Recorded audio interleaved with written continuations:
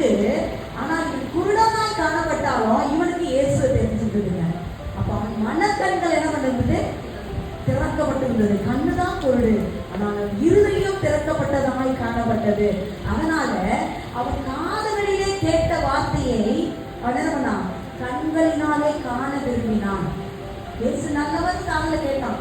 அவர் வந்தா சுகவளிப்பாருன்னு தான் அறிந்து கொண்டிருந்தான். ஆனாலும் அதை பார்க்க வேண்டும் என்று விரும்பினதுனால இயேசு அந்த பக்கம் வராரு என்று கேள்விப்பட்ட மாத்திரத்துல இவன் சத்தமோடு கூப்பிடுறான், எனக்கு இறங்கினாண்டவர், எனக்கு உதவி செய்யாண்டவர் என்று சொல்லி சத்தமிடுவதை யார் செவிகளிலே எட்டியது? ஆண்டவருடைய செவிகளிலே எட்டியது.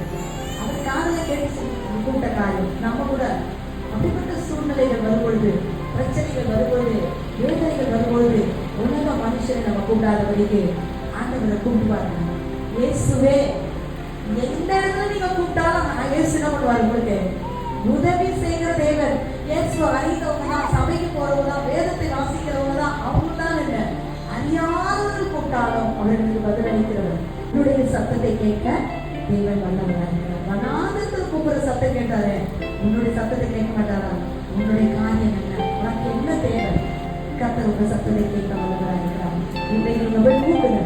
இரவுல எல்லாம் கண்ணை போட்டு படுத்துட்டாங்கன்னா நீங்க எடுத்து உட்காந்துங்க. உங்களுக்கு என்ன தேவை? அந்த சொல்ற ஒரு அனுவரே புதிய வருஷத்துல வாழ்க்கையில காரியத்தை செய்யுங்கன்னு சொல்லி கேட்டு பாருங்க. கர்த்தர் கொடுக்க வல்லவராக இருக்கிறார்.